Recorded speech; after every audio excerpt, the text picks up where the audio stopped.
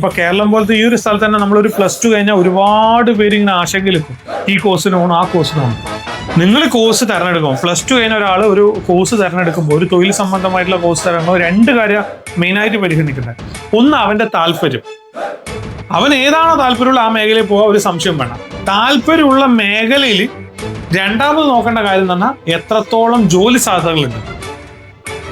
ഇതേപോലെ ഒരു സ്ഥാപനത്തിനോ ഒരു വ്യക്തിക്കോ വന്ന് നിങ്ങൾ ചിപ്പ് ലെവൽ ടെക്നീഷ്യൻ ആണെങ്കിൽ നിങ്ങൾ ഈ നമ്പറിലേക്ക് വിളിച്ചോ, ഞങ്ങൾ ജോലി ആക്കി തരുമെന്ന് പറയാനുള്ള കോൺഫിഡൻസ് ഉണ്ടെങ്കിൽ നിങ്ങൾ ആ മേഖല ചൂസ് ചെയ്യുന്നതിൽ ഒരു സംശയമില്ല.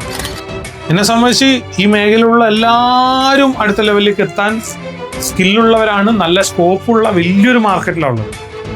ചെറിയ മാർക്കറ്റൊന്നുമില്ല അല്ലേ? നമ്മൾ കാണുമ്പോൾ ഇപ്പോൾ കേരളം എന്ന് പറയുന്ന ഒരു ചെറിയ മാർക്കറ്റായിട്ട് കാണും. ഇന്ത്യ എന്നൊക്കെ സങ്കല്പിക്കാം. ഇന്ത്യയിൽ അത്രയധികം മൊബൈൽ ടെക്നീഷ്യന്മാർക്ക് സ്കോപ്പുണ്ട്.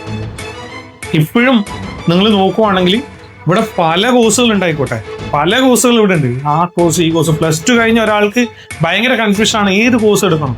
പക്ഷെ എനിക്ക് കോൺഫിഡൻറ്റോട് പറയാൻ വേണ്ടി പറ്റും, കേരളത്തിലുള്ള ഒരു ഒട്ടുമിക്ക ഇൻസ്റ്റിറ്റ്യൂട്ടുകളും വേക്കൻസി വീഡിയോ ചെയ്യുന്നുണ്ട്. ഇന്നടുത്ത് വേക്കൻസി ഉണ്ട്, നിങ്ങൾ ഇവിടെ പോയിക്കോളൂ, നിങ്ങൾ അൽബേനിയ പോയിക്കോളൂ, ദുബായി പോയിക്കോളൂ.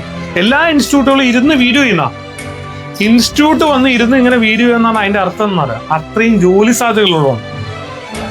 ഈ മേഖല ഡെവലപ്പ് ആണെന്നുള്ളതിന് ഏറ്റവും വലിയ തെളിവാണ് കേരളത്തിന് അങ്ങോട്ടുള്ള എല്ലാ ഇൻസ്റ്റിറ്റ്യൂട്ടുകളും വേക്കൻസി വീഡിയോ ചെയ്യുന്നത്.